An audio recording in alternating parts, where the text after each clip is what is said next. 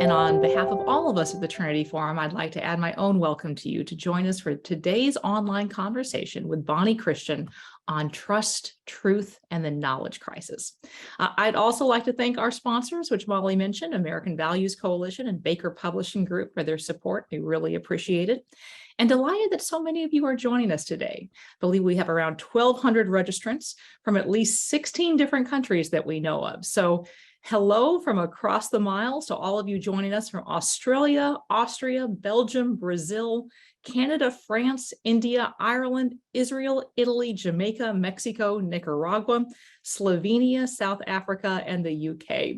If you are joining us from overseas and did not hear your country mentioned just now, let us know where you're joining us from in the chat box. We are always excited to welcome people from across the miles and time zones.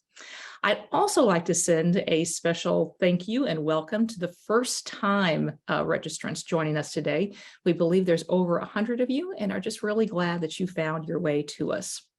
If you are one of those new registrants or otherwise new to the Trinity Forum, we seek to provide a space to engage the big questions of life in the context of faith and to offer programs like this online conversation to do so and to come to better know the author of the answers. Our discussion today will focus on one of those big questions, namely, how do we discern and know what is trustworthy and true? It's a simple question, but a tall order. We are awash in misinformation, conspiracy thinking, partisan outrage, and alternative facts. And while conspiracy theories and conspiracy thinking are themselves nothing new, the power of our increasingly personalized, highly politicized, outrage-inducing, and unrelenting social media channels is. The resulting echo chamber amplification of misinformation has left us not only more confused in our thinking, but also certain in our judgments, disinclined to consider divergent data or new perspectives, and distrustful of those who disagree. The result is what our guest today has called a knowledge crisis, one that is, in her words, breaking our brains, polluting our politics, and corrupting Christian community. So how do we learn to think well, to discern what is true amidst conflict and chaos, and to respond to confusion with both wisdom and charity? Joining me today to discuss that very question is Bonnie Kristian. Bonnie is a seasoned journalist, a frequent contributor to Reason Magazine, a columnist at Christianity Today, a fellow at Defense Priorities, and previously served as the editor of The Week magazine. Her work has been featured in numerous outlets, including the New York Times, the Los Angeles Times, the Daily Beast, CNN, and Politico. And she's also the author of A Flexible Faith, as well as her new release, Untrustworthy: The Knowledge Crisis Breaking Our Brains, Polluting Our Politics, and Corrupting Christian Community, which we've invited her here today to discuss. Bonnie, welcome. Hi, thank you so much for having me. It's great to have you here. So as we start off, let's just start at the very beginning with what is the knowledge crisis and how is it breaking our brains and corrupting our communities? Well, the knowledge crisis, I think, is that very unfortunately familiar sense of unease or uncertainty that a lot of us feel these days as we attempt to engage in especially online media, social media, not exclusively though, and especially, but again, not exclusively political media. It's that sense of wading into this onslaught of information and truth claims and not being certain what you can trust, what voices are reliable, what fact claims you should take seriously. And I think, it's easy to say, oh, well, that's sort of like an intellectual thing. It's something that's happening just in our minds. But in practice, this has very real relational effects, both at an interpersonal level, where we're having these very frustrating conversations with friends and loved ones, where it doesn't even feel like you're looking at the same reality. And then also, it has a very corrosive effect on community life, be that in a political sense, where all of the trends that you hear talked about all the time of negative partisanship and polarization, that's all very much tied into this because it's so concerned with at any discussion we're having. Knowledge is going to be at the basis of that. And it's also coming into church life, to congregations. This is, I think, a matter of discipleship, and it's something that I've heard from a lot of pastors is something that they are increasingly focused on, and that in many cases sort of caught them by surprise, because it all happened pretty quickly. And if you went to seminary 10 or 15 years ago, this isn't what you heard about, but now it's very much here and affecting so many of us. One thing that you mentioned in your book, which it was discouraging to read, is, we so often think about a lack of information as sort of fueling our mistaken notions, ignorance being at the basis of a lot of misinformation. But one of the things you pointed out in your book, that it was actually often the more time people spent being informed by different media sources, the more likely they were to be misinformed as opposed to well-informed. What's going on there? That's a counterintuitive link.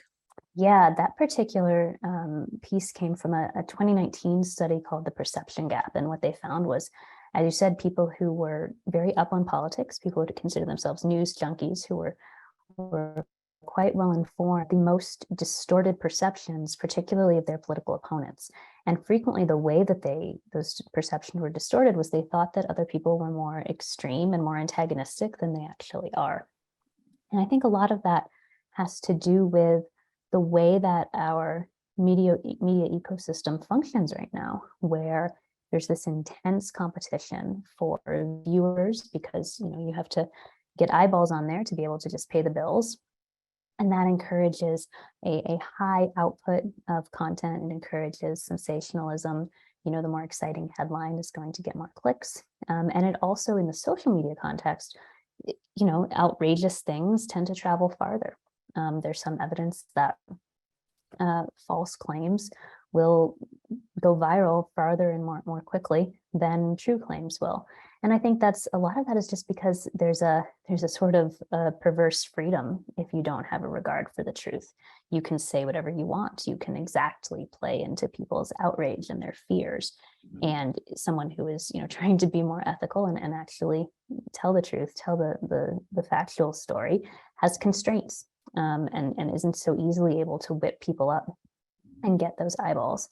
And it's a widespread problem. I think might like to think, well, that's the other side's problem. The people that I oppose, they're the ones who are doing that. But I think it's very much across the political spectrum. Yeah, you mentioned just how misinformation spreads so quickly on social media, and there have been certainly a lot of studies that have shown that. I think there was one study that showed that misinformation actually spread 6 times as quickly on social media as that which was true and which was accurate.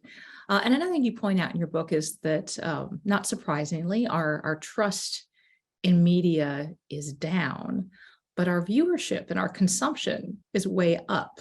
And of course, the people who are spreading misinformation on social media, that's not an outside institution. That's us doing it. Nor can it be just attributed just to bots.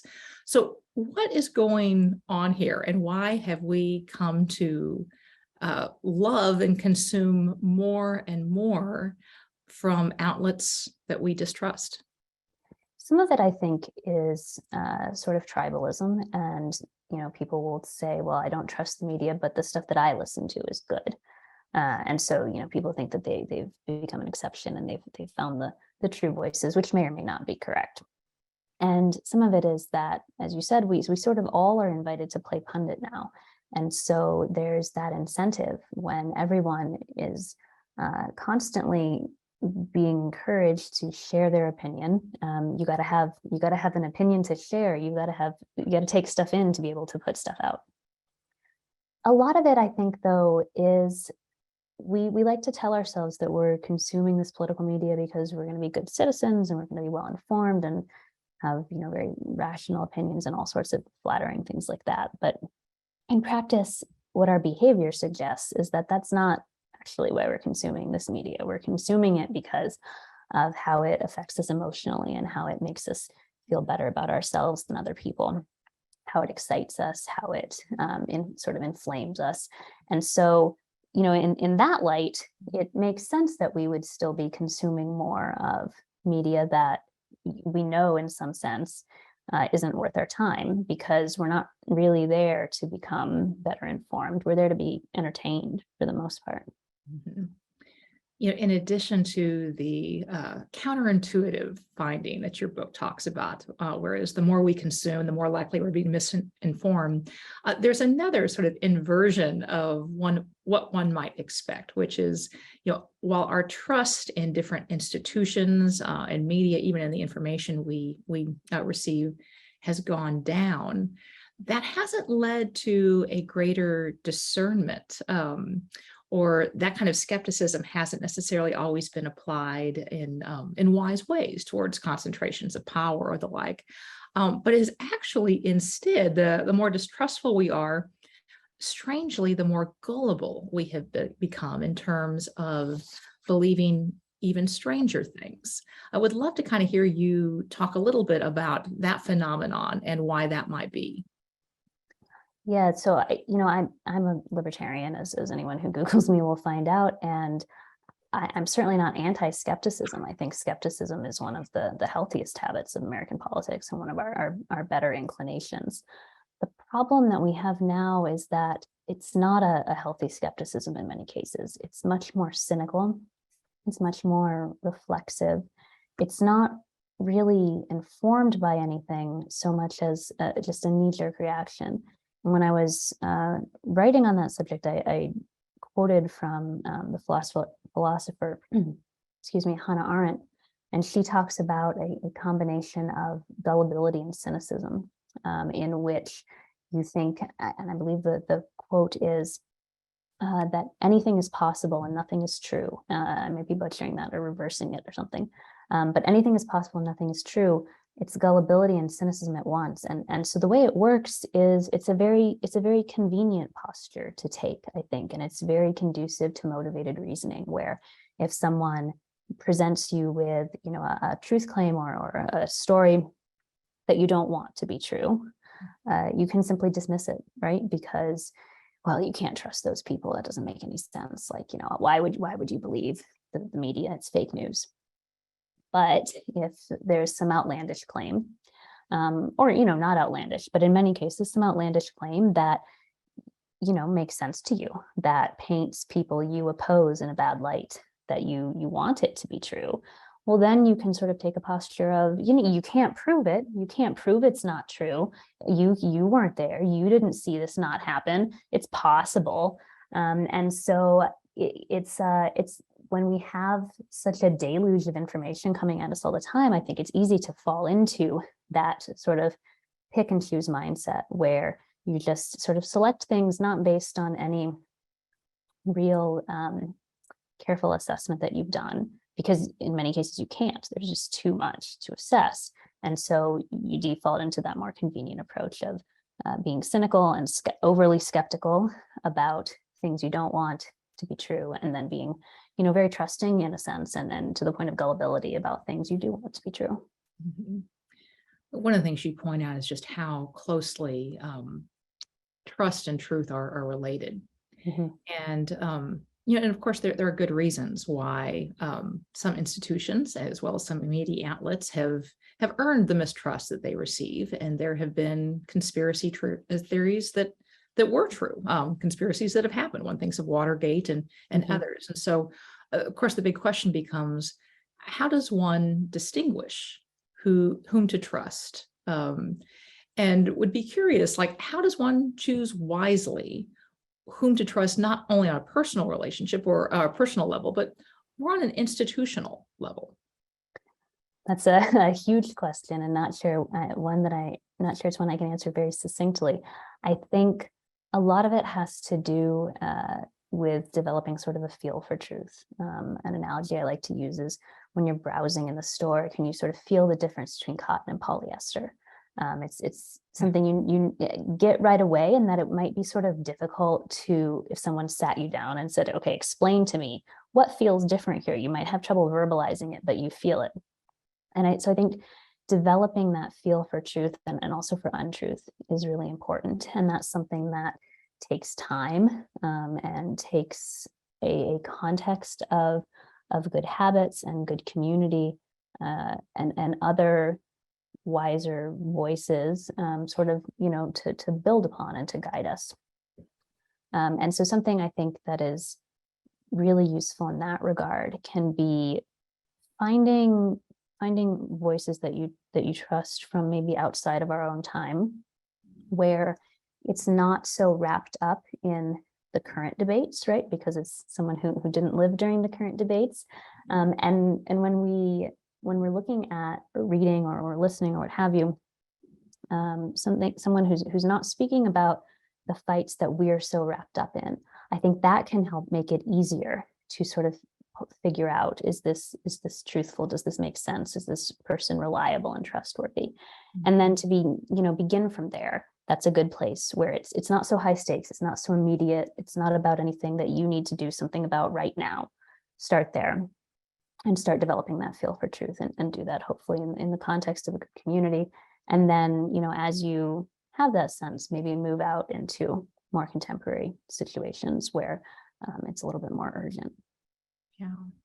You've talked about the knowledge crisis or the epistemic crisis that we are in, as we so often think of it as an intellectual problem primarily, or a political problem. Mm-hmm. But you've also argued that it is both an emotional and a spiritual problem. How so? Well, I think it's an emotional problem in the sense that, I've mentioned we like to think of ourselves as very rational. We sort of just thought things through, and we're all little Sherlock Holmeses in forming our political opinions, right? But in practice, that's not how humans are. And there's not that very tidy dividing line between emotion and reason. And so a lot of times when we're dealing with especially relational conflicts related to this crisis, we have this idea that we're going to argue someone out of their wrong beliefs. And we're just going to, we're going to sit down and we're going to have this reasoned conversation, and they're going to say, I see now that I was wrong and you're right, and I now believe what you believe. That doesn't work in the vast majority of cases, because that's not how those beliefs were formed. It's much more about inclinations and instincts, and what do your friends believe, and what do people you dislike believe. And so when we try to separate those things out, number one, we're deluding ourselves, like, about our own behavior, but we're also setting ourselves up for more conflict and more frustration, and more difficulty in, understanding why other people behave the way they do. And I think that in turn, when someone does something that you think is just unintelligible, like, that's frightening, to just not be able to fathom why someone would behave the way they would. And so then that, it becomes a very vicious cycle of, we can't understand one another. We can't understand why someone else doesn't think the way they do. And that encourages our fear and anger, and it goes on and on. Oh, go ahead. As far as a spiritual crisis, as Christians, it concerns truth. We think of ourselves as people of truth. And yet here we are having these often very intense debates, even within congregations. There's stories of churches splitting over this stuff, or of pastors leaving or being ousted over disagreements about this sort of thing. I don't think that we can separate truth and love. Scripture connects those very frequently, truth and love, as things that interact with one another, and that how we're pursuing truth will affect how we are loving one another. And so it is, I think, very much a spiritual crisis, and a matter of discipleship, and a matter of discipleship that is quite new, and that wasn't on our radar relatively recently. And that intensifies the problem, because it's just not something that most of us anticipated, needing to address in church context. It's a fresh problem that previous generations didn't have the same technological context, and it's pretty rare that there's a discipleship problem that previous generations didn't already struggle through. But here we do have something, I think, legitimately new. Yeah. You mentioned fear and anger, and the anger part is quite obvious, but fear often seems to be the source of a lot of conspiracy theories.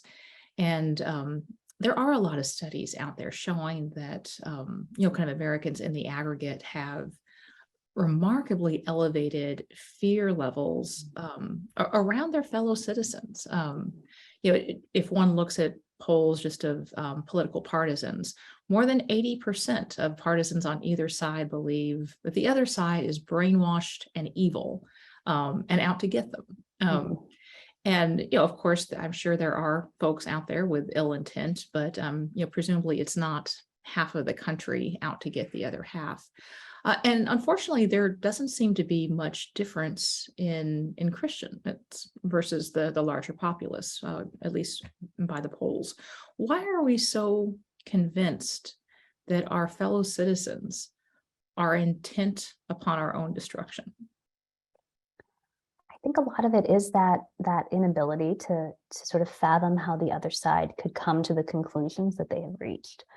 There's this concept in psychology called theory of mind, and it's basically in a normal adult human brain, you should be able to sort of game out how someone reached their conclusions and understand, even if it's not the conclusion that you would reach or the decision you would make, that they have, different inputs, different experiences, different beliefs, different wants, etc. Little kids don't have this all the way yet, and it can be very funny to watch them try to, figure out like, why would you do that? And I think in politics, we are sort of losing that capacity in a lot of ways, where we just truly can't understand how the other side could come to the conclusion they've come to. And you think in like foreign policy, we'll talk about like, is Kim Jong-un a madman, right? Because that's frightening, that sense of we can't parse out we can't anticipate what he's going to do next. And I think it's where we sort of see each other with that same mystification. And I think a lot of that is exacerbated by just the loss of sort of normal community life, especially in institutional contexts where you would see each other every week at church. You would see each other at some sort of like neighborhood club or volunteer association or bowling, to reference the famous book. Something where you didn't have to have, a multi-day text thread to coordinate everyone's schedules, and losing that sort of regular access to other people. Really, you might have been having conversations where that they could explain their thinking to you, and now we're just not having that. And so it's, it becomes self-perpetuating, right? Like if you're afraid of these people, you don't want to hang out with them. If you're not hanging out with them, you become more afraid of them.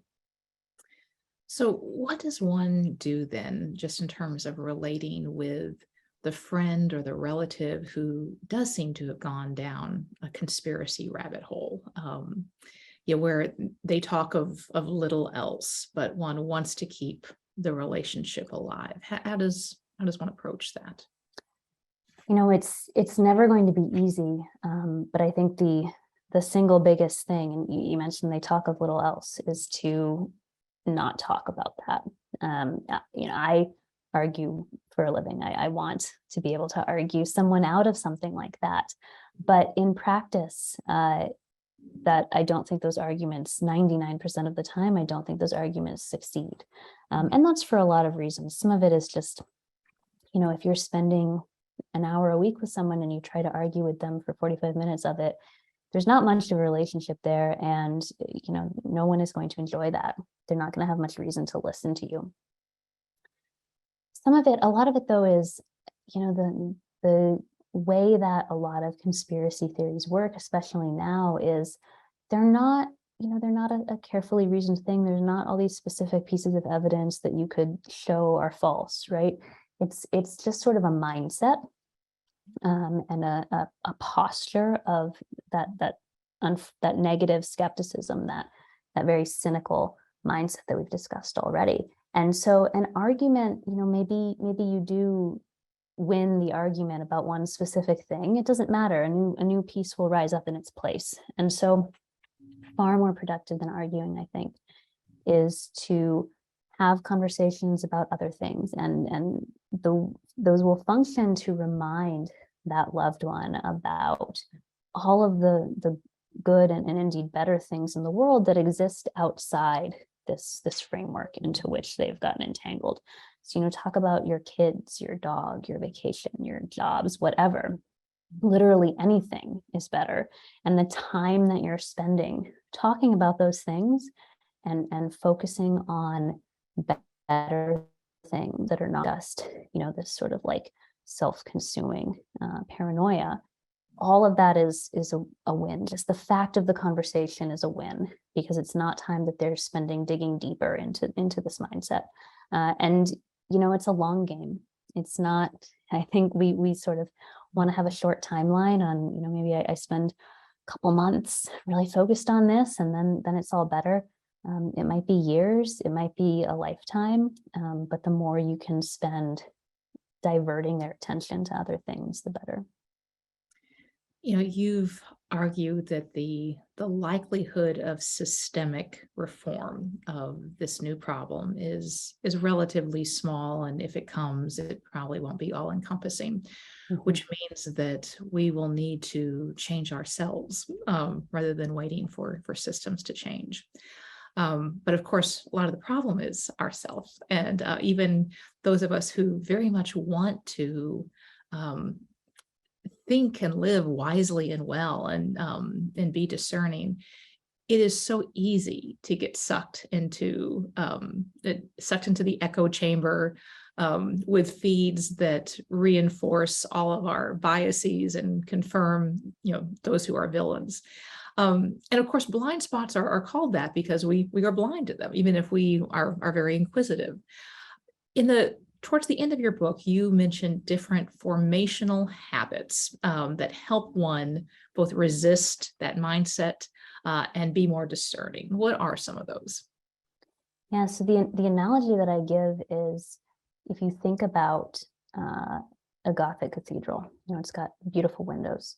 Those windows are like the virtues that we need to develop, intellectual virtues, to be able to engage in this media environment well, or in many cases to disengage to a degree and actually be able to maintain that. But of course, the windows don't stand up by themselves. You need the stone walls, and these are habits, and these are things that we can much more directly affect and choose to adopt than virtues. Unfortunately, you can't just decide, I have this virtue now. It would be so nice if you could.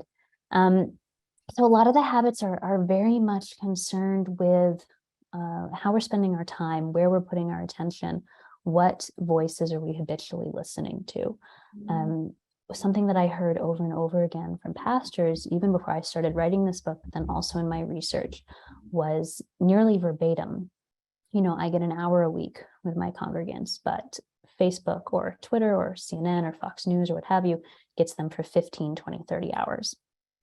And I think a big part of this is to not let that be true of us, to notice, is my phone the first thing that I look at, and social media, is that the first thing I look at every morning and the last thing every night? Is that how I'm framing my days?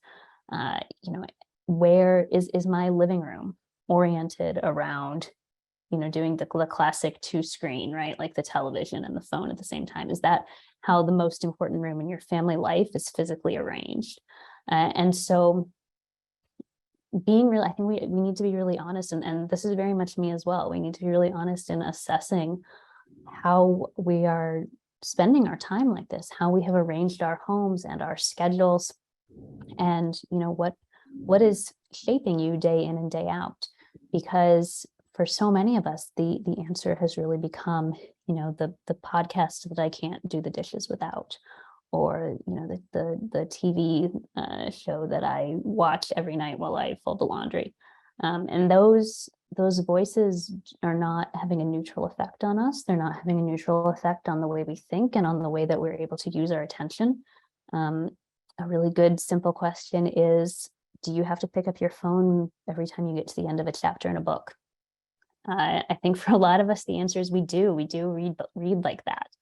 And so just making that assessment and then beginning to reorient our days in a more purposeful way, so that this does not eat up our lives, is, I think, a very concrete way to begin, and something that all of us can, and again, myself included, should do. In addition to a time audit or even a habit audit, you also mentioned a need for a more robust, what you called epistemology of love and hermeneutic of obedience.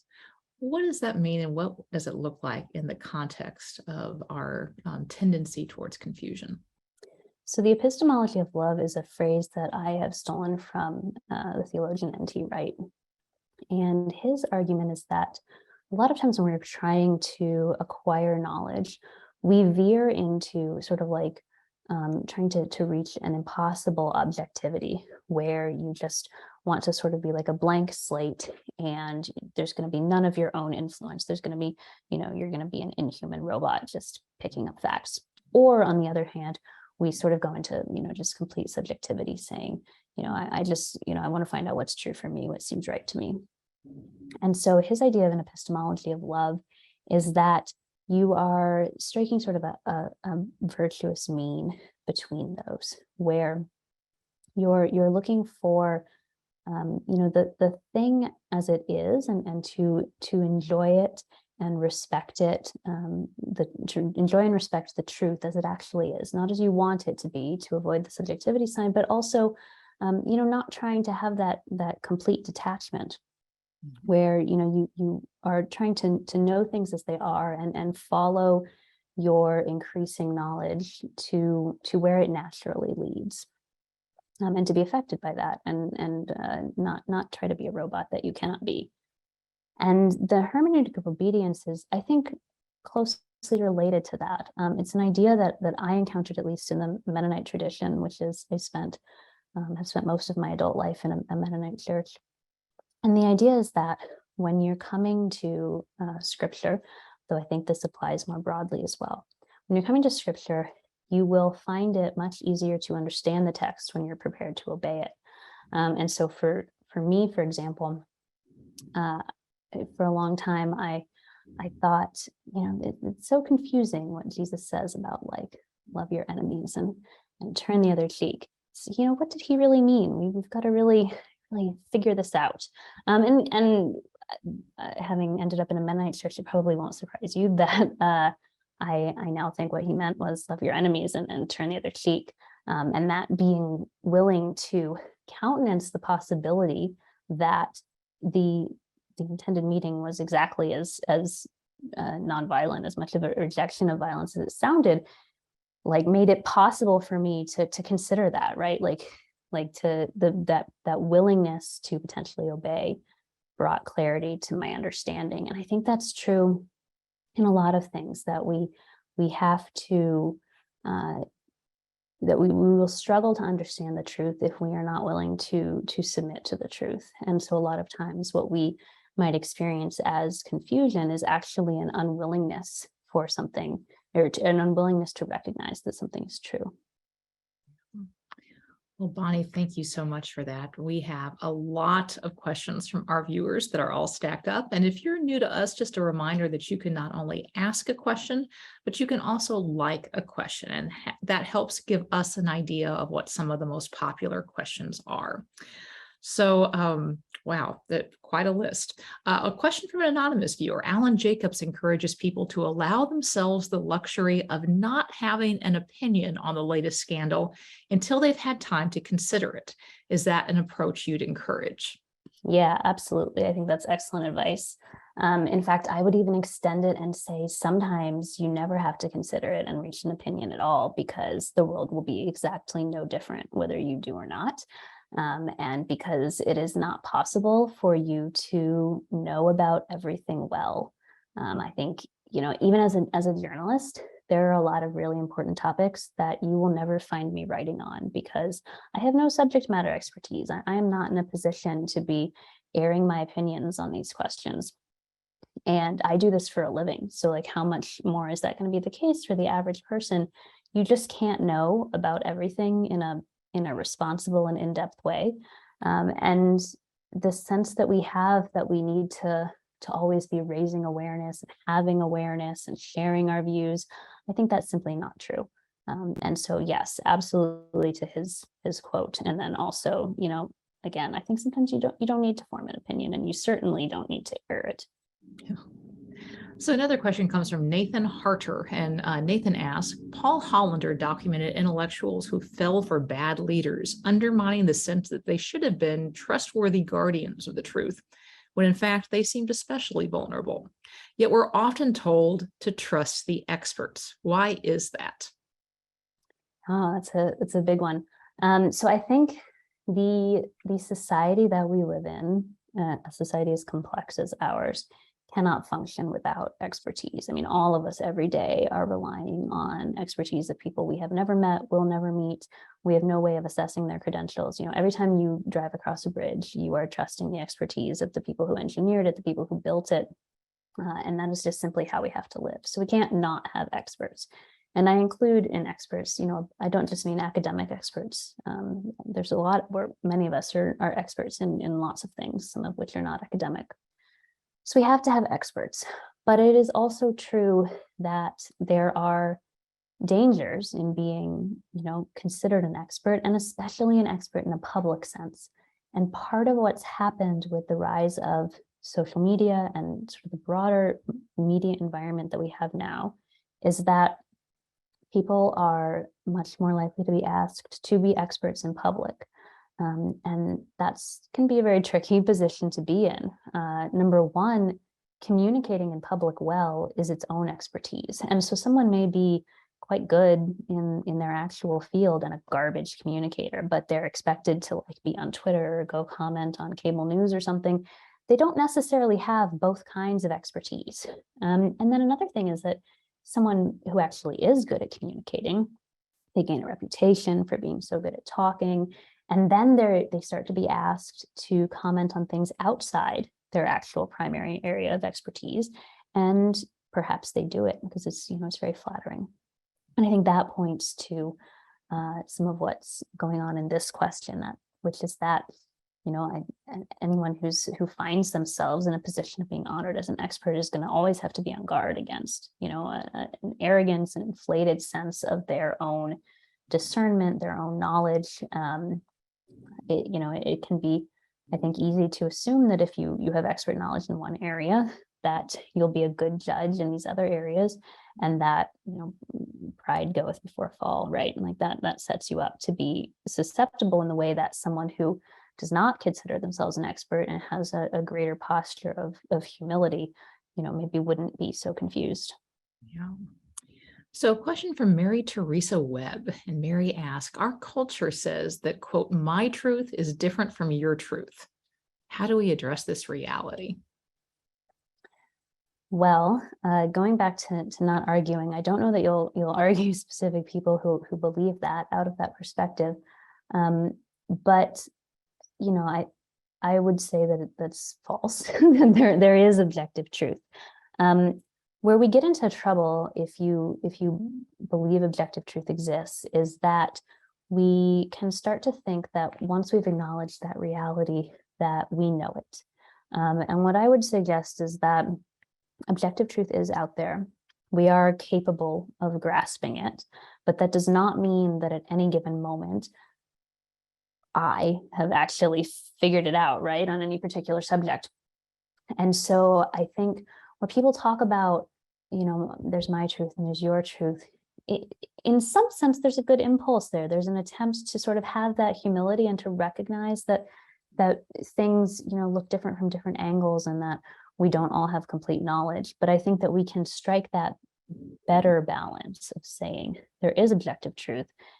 I don't necessarily have all of it all the time, but it does exist out there. And so I think for someone who has that my truth and your truth thinking, that relativism, understanding that you can believe in objective truth without claiming to be, the unparalleled possessor of it, can be a useful reframe and a way to make, the idea of objective truth more, I don't want to say appealing, but more sensible, perhaps is the word. So there's a number of questions around this general topic, and I'll choose one from Larry Bridgesmith. And it's a related topic. Larry asks, I agree we are confronted with a knowledge crisis. Other than argument and debate, which change no one's mind, How do we engage with others with whom we disagree to explore truth mutually? I don't know that it changes no one's mind, right? I think it depends on the context of the conversation. So a lot of times when I'm saying, don't argue with someone, what I have in mind is someone who has not invited that conversation, someone who has not said, let's sit down and talk this out, and maybe your mind will end up changed and maybe my mind will end up changed. We're going to sort of put it all on the table and see where we land. If I thought that argument never worked, I couldn't do my job. I primarily write opinion pieces, right? And so there's a big difference between someone coming to an article I've written, coming to it and thinking, all right, I'm going to see what she has to say about this. Maybe I'll agree, maybe I won't agree. There are definitely circumstances in which argument, and not in a negative sense, but like arguing something through, thinking it through together can work. And I think a lot of that goes back to a lot of that being possible goes back to what's manner and what sort of person are you coming to those conversations, not just in terms of your mindset for the immediate conversation, because it's good certainly to come and say, maybe my mind will be changed, but you can't just say that. It has to be backed up, I think, by those better habits and habits reinforcing intellectual virtues. Because if we're coming to such a conversation without virtues like intellectual honesty and wisdom and studiousness, it's like going to the gym and thinking you're gonna do a bunch of weightlifting. You're not actually prepared for it, no matter how much you want to lift those weights. So I think I don't want to suggest that it's never going to be possible for us to have the sort of conversation that you're envisioning. I think that is possible. But maybe it's not going to happen on social media. Probably it's almost never going to happen on social media. And it also has to be between, I think, willing participants. A lot of the negative effect that social media has in this area is that it sets us up to think that people want us to just come blast our opinions at them. And most people don't actually want that. It needs to be a mutual thing. Okay. A question from Richard Scurry, who asks, what is the larger problem, misinformation or the growing loss of free speech and our right to be wrong? I think I would say these are both pieces of sort of this larger crisis of our distrust of one another and our, lose our declining capacity to talk with one another well and to pursue knowledge with one another well. You hear a lot about misinformation, and the quality of the information we're encountering certainly does matter.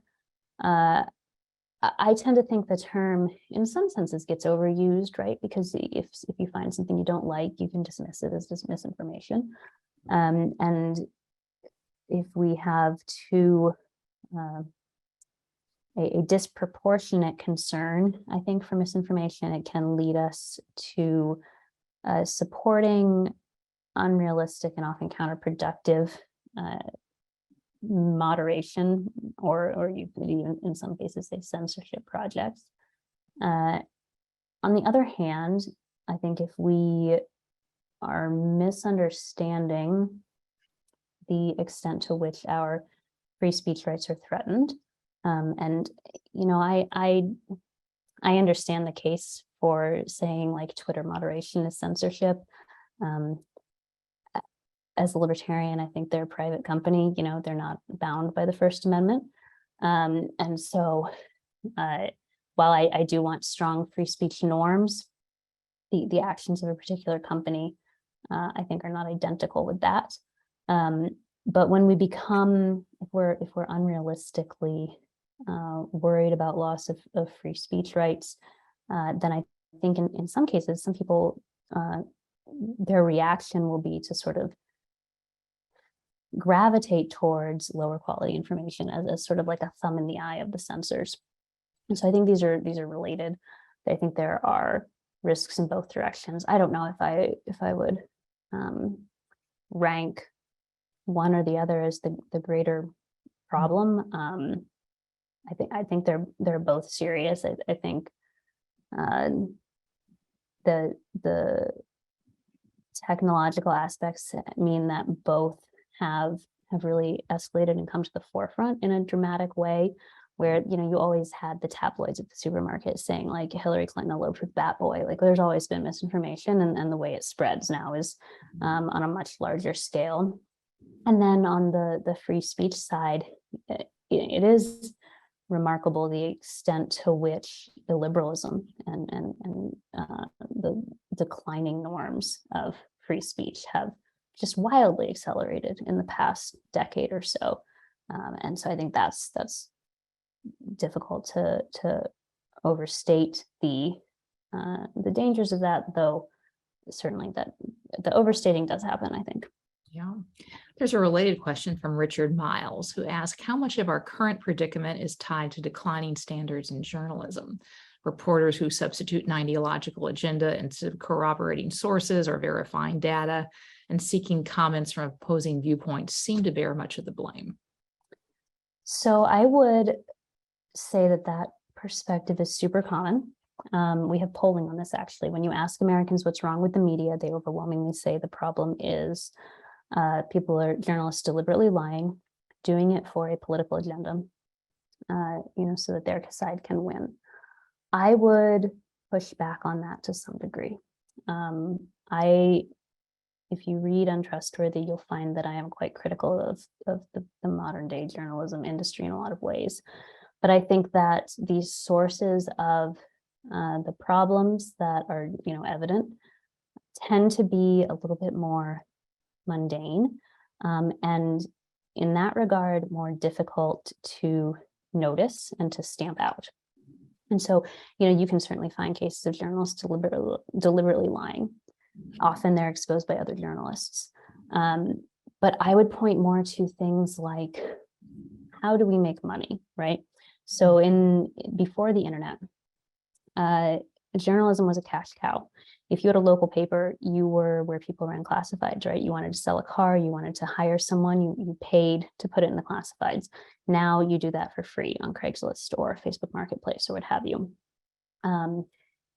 Journalism used to make a lot of money off ads, and because there was so much money coming in and there was so little competition, right? Like you might be the only paper, you might be one of just 3 national news stations, because there was so much money and so little competition.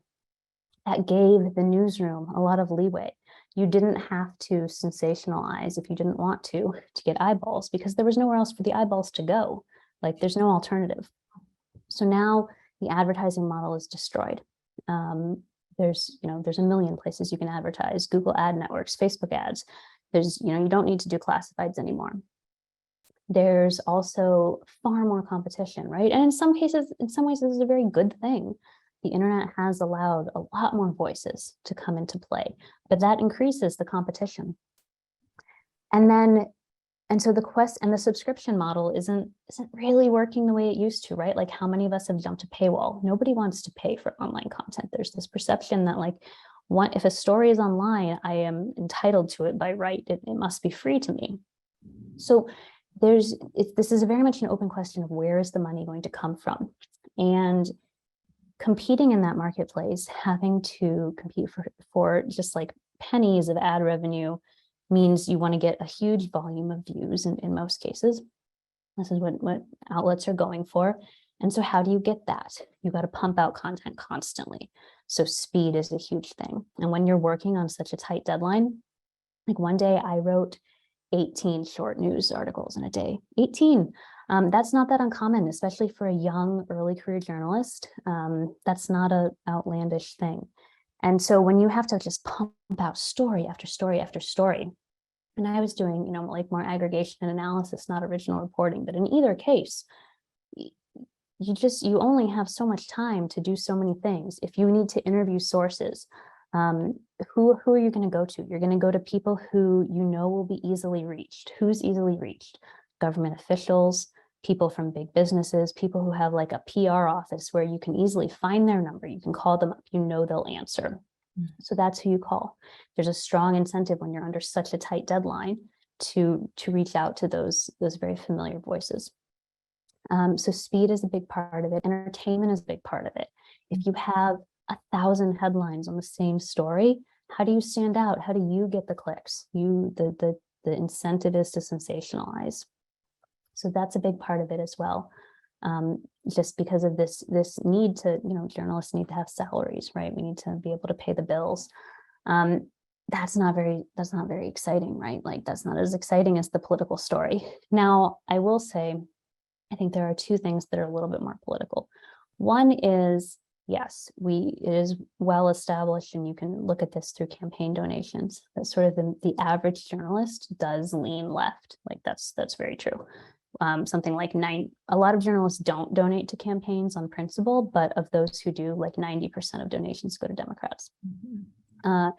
And so that is sort of the state of the industry. There's also the way that works is many people who are more right-leaning don't even ever consider going into journalism, so they're not even available to be hired. And so what happens is, even among very well-intended journalists who are trying to be fair, trying to not, bias their stories for their political side, they don't know what they don't know. And I think you see this a lot in religion reporting, especially, where you can have a whole newsroom of people who nobody was raised in church. They're just unfamiliar.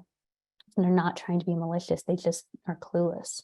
And so that's a big problem. But it is like simple ignorance. It's not, it's ignorance that should be noticed and should be rectified and should be hiring more diverse staff, but it's not the same as political deception and malice.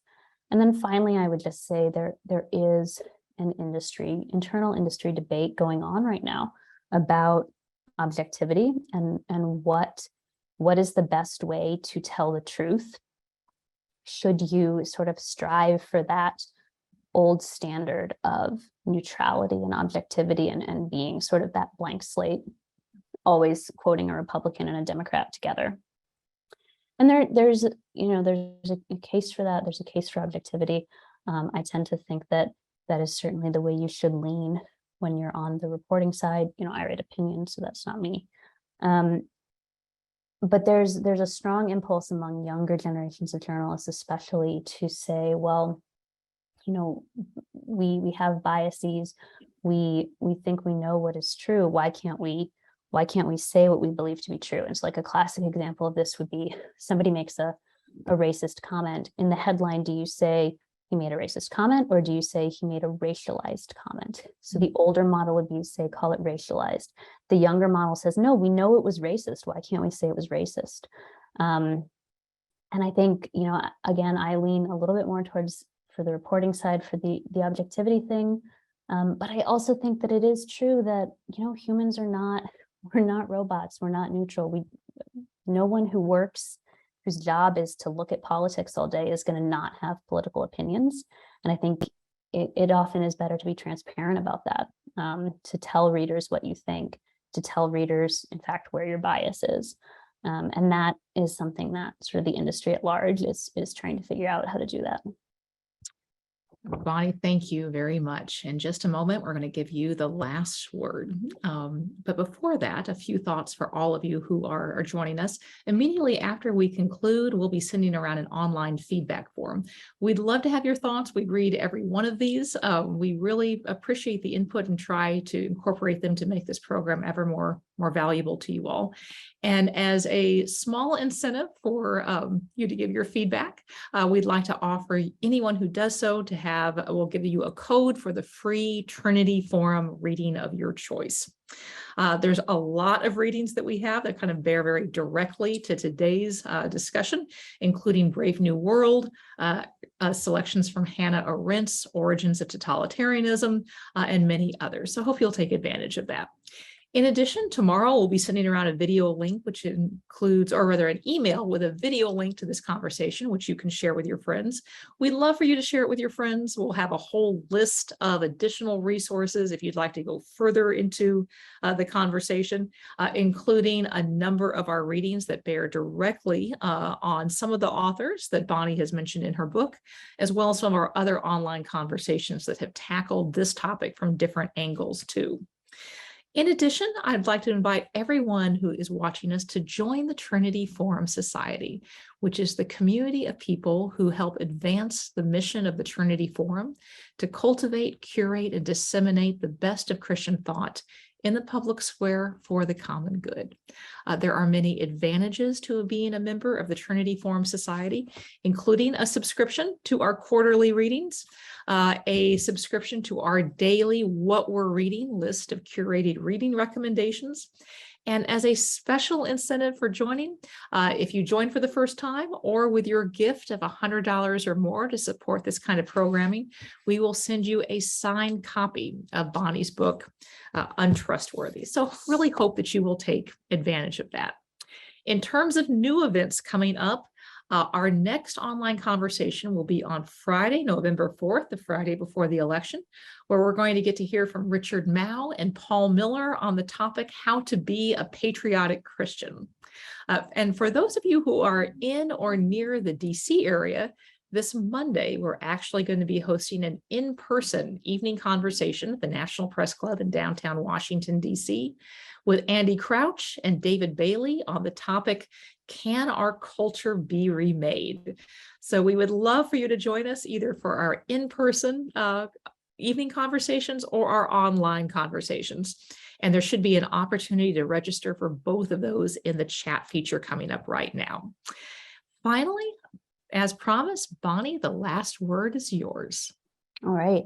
So I wanted to share a prayer written by St. Thomas Aquinas, which I encountered at some point relatively recently, but I started praying it daily while I was working on this book, sort of to set my intentions, I guess, for the day of writing and to think about, what sort of writer did I want to be? And I think you'll understand why it seems so apt for this project as I read it. So this is called the Prayer Before Study.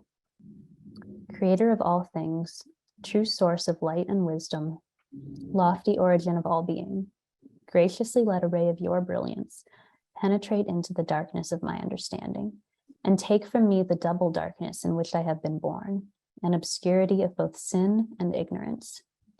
Give me a sharp sense of understanding, a retentive memory, and the ability to grasp things correctly and fundamentally. Grant me the talent of being exact in my explanations and the ability to express myself with thoroughness and charm. Point out the beginning, direct the progress, and help in completion through Christ our Lord. Amen. Thank you, Bonnie. Thank you. Thank you to all of you for joining us.